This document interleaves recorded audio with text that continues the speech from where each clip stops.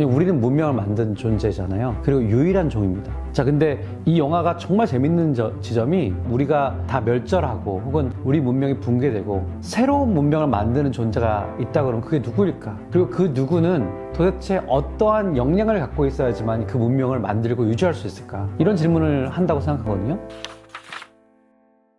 안녕하세요. 장대익 하드커버의 장대익입니다. 오늘은 영화 리뷰를 한번 해보려고 하는데요. 여러분 혹시 혹성탈출 보셨나요? 저는 원래 침팬지에 관심이 많으니까 혹성탈출 나올 때마다 영화를 봅니다. 근데 이번에도 혹성탈출 새로운 시작이라는 영화가 나와서 한번 먼저 보고 그리고 또 리뷰 한번 만들어 보려고 다시 한번 보게 되었습니다. 그리고 많은 리뷰들이 있지만 저는 침팬지 폴리틱스도 제가 번역을 했고 또 침팬지 연구도 좀 했기 때문에 침팬지의 세계와 또 문명의 진화라고 하는 관점에서 봤을 때 이 영화가 또 재밌는 부분이 있거든요. 그래서 그런 부분을 중심으로 해서 조금 이야기를 나눠보려고 합니다. 요번에도 이제 혹성탈출 새로운 시작이라는 편을 봤는데 요번 판은 어떤 의미에서 재밌었냐면 결국 저는 이게 다 문명에 대한 얘기 같아요. 문명을 갖고 있었던 유일한 존재였던 인간이 바이러스를 발명하고 그 바이러스 때문에 멸망합니다. 그리고 그 문명을 사실은 진화된 침팬지가 이어받아요. 이게 전체 스토리예요. 거기에 시저라는 정치적 영웅이 등장하고요. 그 영웅은 심지어 침팬지뿐만 아니라 인간의 세계도 이렇게 통합적으로 통솔할 수 있는 그런 어마어마한 리더십이에요. 근데 요 스토리는 요번 편은 시저가 죽었어요. 그래서 그 정치적인 어떤 유산이 전달이 잘 안 됐어요. 침팬지 세계에서 단절이 일어난 거죠. 그래도 침팬지가 문명을 만들기 시작한 그런 얘기가 나옵니다. 그래서 약간 신석기 같은 배경이 나오고 거기에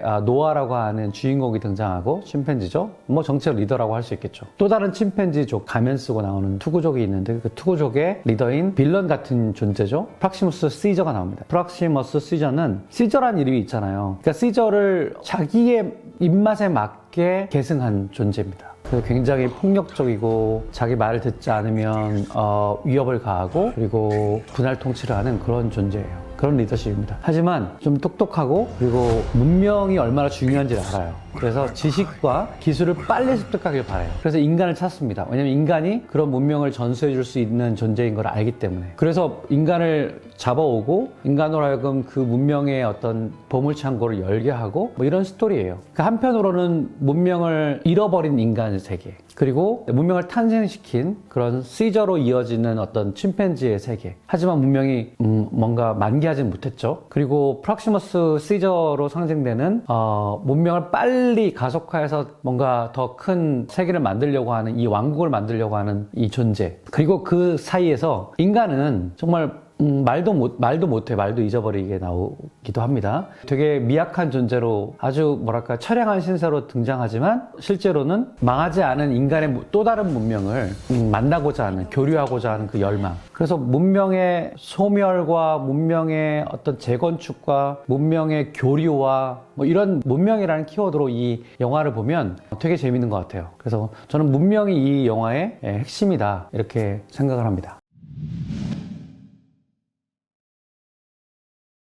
전편들에서는 시저가 주인공입니다. 그래서 시저의 리더십은 명확히 인간의 어떤 그 정치적 리더십의 위에 있는 그보다 더 발전한, 더 바람직한 단계라고 할까요? 그런 부분이 나와요. 근데 이번 편에서 나오는 리더십은 그게 인간이건 심지어 침팬지건 뭐 고릴라건 오랑우탄이건 간에 그 정도 레벨은 아닌 것 같아요. 일단 여기서 주인공인 노아의 아버지가 등장합니다. 이제 처음에 이제 가면족에게 무참히 살해를 당하는데 원로 정치를 같은 걸 하고 있고 거기에 리더예요. 그러나 그 자기 마을을 지키지 못했죠. 재밌는 것은 자기 마을의 어떤 정치적 리더십을 발휘하기 위해서 독수리를 길들이기도 하지만 독수리와 자기 부족의 어떤 특성을 연결시키려는 뭔가 의식을 갖고 있어요. 일종의 리추얼이죠. 처음 노아나 노아의 친구들이 성령 의식 같은 걸 하기 위해서 독수리 알을 가져오거든요. 일종의 용맹과 용기 그리고 리더십 이런 것들을 다 테스트할 수 있는 그런 의식이 등장합니다. 리추얼이 등장합니다. 그게 사실 정치적인 리더들이 늘 겪는 공통적인 루트거든요. 그런 스토리부터 시작을 해요. 아직 부족 사회의 리더십 같은 걸 갖고 있습니다. 노아는 그보다 더, 아버지보다 더 낮은 단계죠. 그래서 막 그걸 배우는 단계인데 이제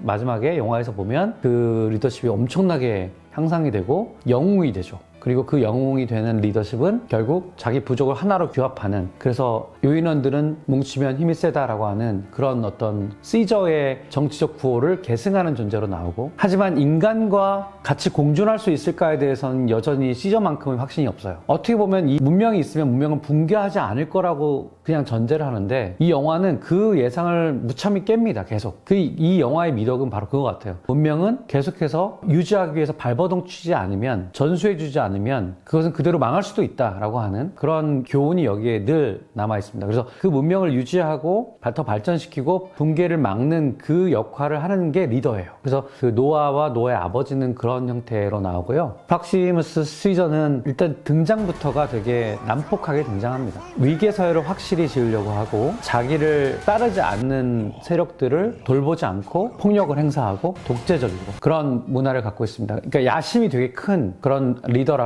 할 수 있겠죠. 하지만 똑똑해요. 그래서 계속 배우려고 하고 실제로 배워서 막 뭔가를 만들어가고 그런 부분이 있습니다. 그러니까 지능이 높은 유인원이라고도 할 수 있겠죠. 하지만 공감력은 없어요. 자, 이게 이제 문명을 만드는 것에 있어서 되게 중요한 조건인데 공감은 잘 보이지 않습니다. 자, 거기에 라카라고 하는 오랑우탄이 등장합니다. 라카는 시저를 본 거의 마지막 세대라고 보시면 돼요. 시저를 추종했던 세력이죠. 자, 그래서 문명의 끝자락에 있어서 그거를 전수해주는 마지막 그 전령사 역할을 하는데, 침팬지 리더인 이제 앞으로 리더가 될 로아를 만나고 뭔가 느끼죠. 아, 얘가 뭔가 이걸 전수받을 수 있는 존재구나 라는 사실을, 그 역량을 파악을 하게 됩니다. 그래서 그걸 전수해 주려고 노력하지만 결국에는 물에 빠져 죽게 되죠. 그런 의미에서 침팬지 폴리틱스하고도 좀 관련이 있어요. 침팬지 폴리틱스에 보면 정치적 리더십이 한 3번 정도 바뀝니다. 이에룬, 그 다음에 라윗, 니키, 단디라고 하는 수컷들이 어떻게 서로 연합을 만들고, 심지어 자기뿐만 아니라 다른 개체들, 특히 마마라고 하는 또 암컷의 지지를 받아서 어떻게 리더십을 차지하는지를 드라마를 보여주고 있거든요. 근데 보면 여기서도 보면 폭군 같은 역할을 하는 친구들이 있어요.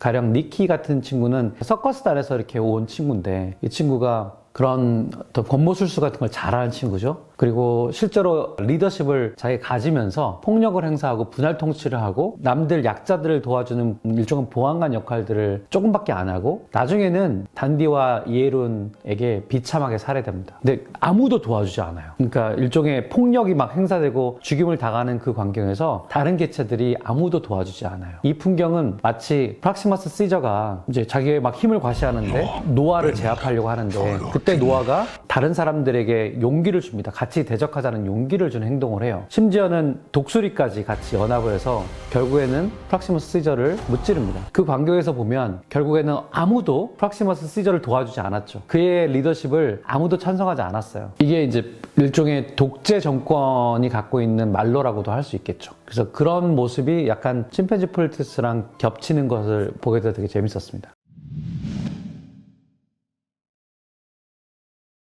일단 이 영화에서 되게 놀라운 것은 모든 침팬지, 오랑우탄, 고릴라, 심지어 고릴라도 말을 타더라고요. 고릴라는 한 160kg 정도 되거든요. 말을 못 타요. 말이 쓰러집니다. 일단 말을 탈 수 있다는 것은, 인간의 경우에도 말을 타고 다니기 시작한 것은 불과 6,000년 전이에요. 말의 안장? 이건 더 후에 발명됐죠. 등자라고 아십니까? 원래 말을 타면 옛날엔 말 안장만 있었는데 서양에서는 한 8세기경에야 등자라는 것이 발명됩니다. 등자는 말 이렇게 탔을 때 그 균형을 잡게 해주는 발을 올려놓는 곳이에요. 등자를 발명하게 된 이유가, 말 안장만 있으면 말을 달리면서 창을 다른 사람에게 던지거나 할 때, 또 칼을 휘두르려고 할 때 균형을 잡기가 되게 힘듭니다. 그 이전에 등자가 없었을 때의 기병이라고 하는 것은 굉장히 오랫동안 훈련을 받아야 돼요. 왜냐면 이 종아리를 가지고 다리의 안쪽을 확 조여가지고 말에서 떨어지지 않게 균형을 잡아야 되거든요. 그러니까 엄청난 이 훈련을 해야 돼요. 근데 등자가 발명되면서 막 달리면서 창으로 찌르거나 칼로 휘두를 수 있는 그런 어떤 기병의 시대가 열리게 됩니다. 그래서 중세 시대부터 이제 그런 시대가 열리게 되고, 이제 전투가 완전히 바뀌게 돼요. 그래서 등자의 발명은 사실 비교적 최근의 일이죠. 어떻게 보면은.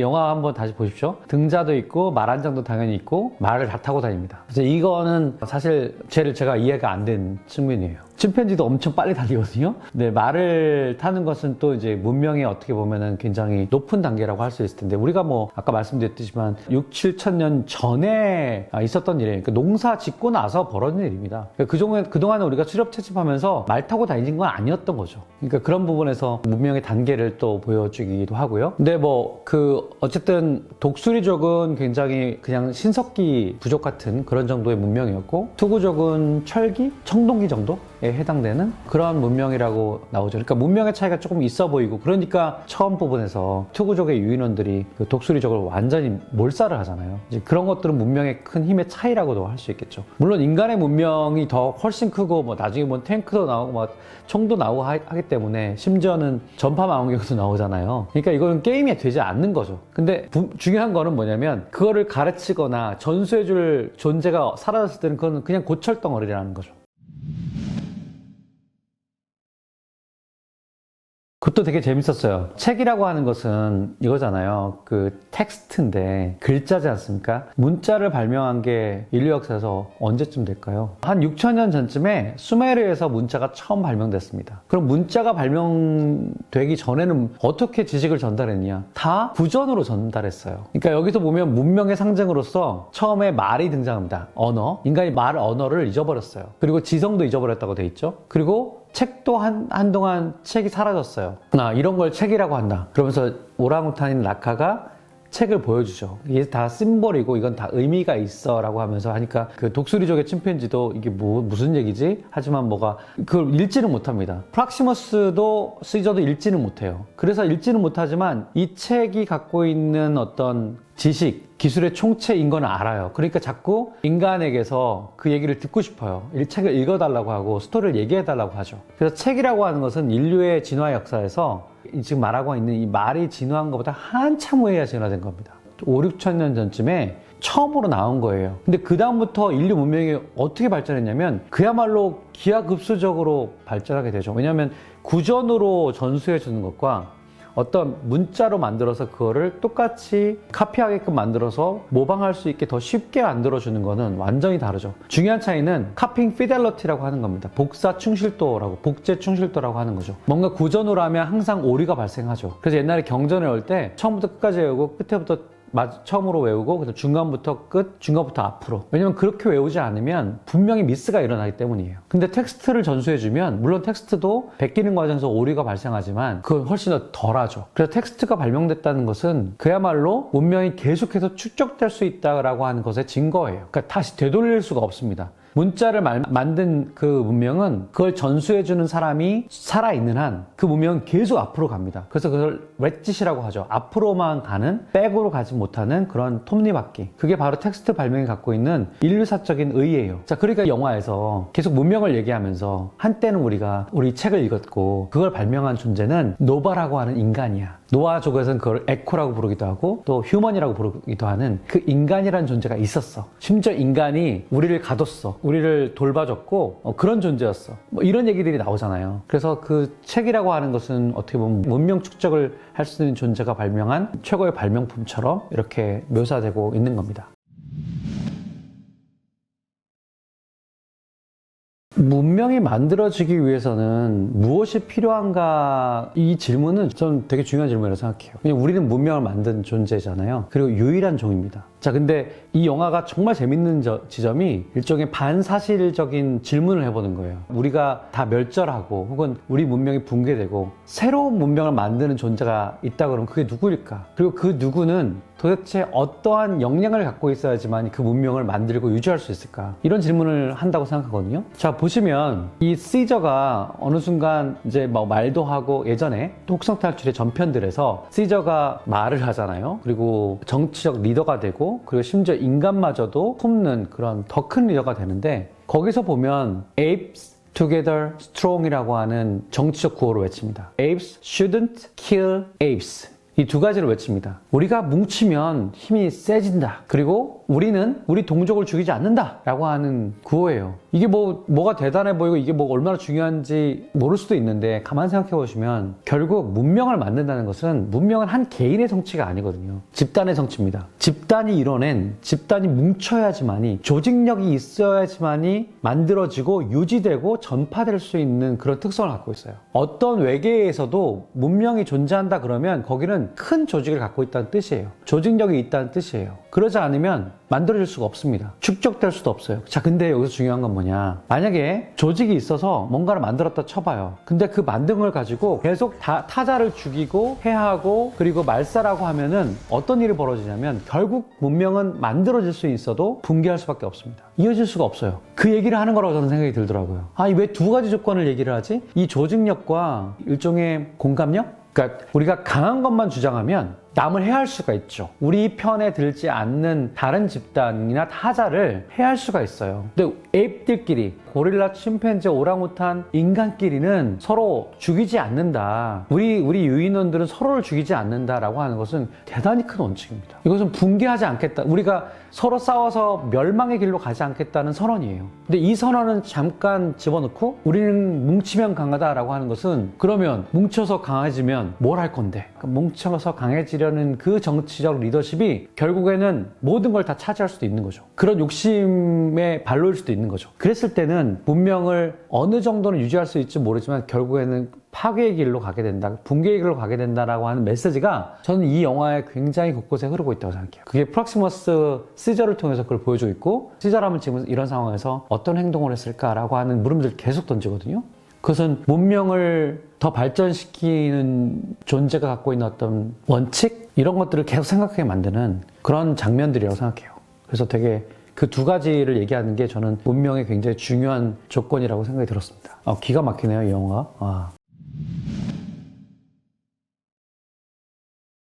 유명한 종교학자인 엘리아드가 그런 말을 한 적이 있어요. 종교는 언제 탄생한 거냐면 유인원이 침팬지가 나무에서 내려와서 이 들판을 걷다가 이족보행으로 걷다가 어느 날 하늘을 보기 시작했다. 그 하늘의 별을 보면서 이 존재를 초월한 존재에 대해서 이 땅의 존재를 초월한 존재를 생각하게 되면서 상상하게 되면서 종교라는 것이 탄생한다. 이런 식으로 재밌게 표현을 했어요. 그러니까 종교가 갖고 있는 특성들은 뭡니까? 종교는 일종의 슈퍼 접착제 같은 역할을 하는 거거든요. 더 큰 공동체를 만들 수 있는 일종의 접착제 같은 거죠. 그냥 자연적으로는 요 정도밖에 개체를 유지할 수가 없어요. 이 집단이. 하지만 하늘을 봄으로써 더 큰 땅의 존재들, 지금 우리가 보는 그런 친구나 그런 가족들을 넘어서는 어떤 초월적인 존재를 같이 생각함으로써 그런 존재는 그럼 우리를 어떻게 볼까? 우리가 어떻게 나아가기를 원할까라고 하는 상상을 하게끔 만들거든요. 그래서 왜 유발 하라리가 그런 얘기를 했잖아요. 우리가 이렇게 문명을 만들 수 있었던 되게 중요한 것 중에 하나는 픽션을 만들었기 때문이다. 다시 말해서 스토리를 만든 거죠. 내러티브를 만들게 되면 그 내러티브를 믿는 사람들은 다 하나가 될 수 있는 거예요. 예를 들어 종교가 대표적인 케이스죠. 자본주의도 마찬가지입니다. 화폐도 마찬가지예요. 종이 쪼가리 5만 원짜리 종이 쪼가리가 진짜 5만 원의 가치가 있는 게 아니죠. 우리가 그렇게 믿는 사람들이 그 믿음에 기반해서 사실은 경제활동을 다 하는 거죠. 그들은 다 하나라고 볼 수 있어요. 그런 면에서. 그래서 뭔가 하늘을 본다는 것은 저는 더 큰 공동체의 리더가 될 수 있다.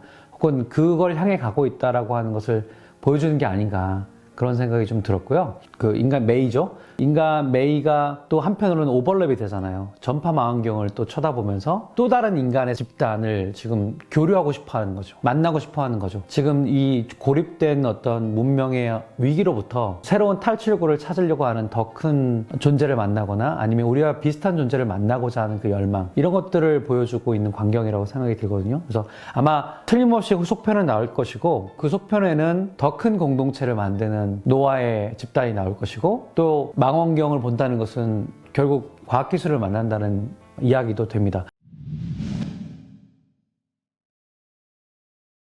여기서 노아가 그 노아의 홍수의 노아일 가능성도 있어요. 왜냐면 홍수에서 다른 존재들을 구하잖아요. 그러니까 맨 마지막 광경을 보면은 바닷물이 다 이 창고에 다 들어차서 다 죽어나갈 때 자기 동족을 구해서 위로 올려 보내고 결국에는 프락시머스 시저를 또 이제 무찌르고 하는 광경들을 보면 그 홍수로부터 생명체를 구한 이 노아의 모습도 보이고 있어요. 그리고 또 노아는 뭡니까? 방주를 지은 사람입니다. 배를 지은 사람이에요. 이 사람은 그야말로 목공 같은 역할을 하는 거죠. 실제로 노아도 이 영화에서 보면 전기 충격기를 고치잖아요. 그리고 물고기 이렇게 널어놓는 것도 부서진 거를 고쳐놓는 그런 재주를 보이고 있습니다. 그래서 자연 세계를 잘 활용하고 응용할 수 있는 능력을 우리가 생태적 지능이라고 한다면 이 생태적 지능도 사실은 문명을 만드는데 정말 중요한 조건이죠. 물질적인 토대를 만드는 게 바로 생태적 지능이거든요. 우리가 아무리 공감력이 뛰어나고 배려심이 좋아도 그런 걸 만들지 못하면 우리가 살아갈 수가 없어요. 그래서 문명을 만드는 문명의 어떤 그 밑바닥에 있는 또 다른 지능인 생태적 지능도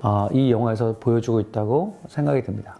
제가 아마 우리나라에선 처음으로 침팬지의 공막과 인간의 공막이 어떤 차이가 있는지를 가장 많이 처음으로 알린 사람이 아닐까 생각이 들어요. 침팬지 눈을 보시면 우리처럼 희고 투명한 공막이 있지 않습니다. 다크 브라운이에요. 그렇기 때문에 피부하고 이 눈의 어떤 동공의 모습이, 그러니까 동공과 홍채는 인간이나 침팬지랑 비슷하거든요. 색깔도 비슷하고. 근데 희고 투명한 그 공막 때문에 우리는 시선이 어디가 있는지를 너무나 잘 알 수 있어요. 그러니까 자기의 시선이라고 하는 건 자기 관심이거든요. 자기 관심을 그냥 순진하게 이렇게 신호를 보내주고 있는, 정직하게 신호를 보내주고 있는 종이 바로 인간이라고 할 수 있습니다. 그래서 인간은 되게 다정해 보여요. 그거에 비해서 여러분 프락시머스 시저의 눈을 한번 보세요. 실제 침팬지가 왜 무섭게 보이냐면 그들의 눈을 잘 관찰하더라도 그들이 어디를 보는지가 잘 보이지 않습니다. 그것은 그들의 공막이 우리랑 같지 않아서예요. 희고 투명하지 않아서, 다시 말해서 짙은 갈색의 불투명한 것이기 때문에 그들의 피부와 대조가 잘 되지 않습니다.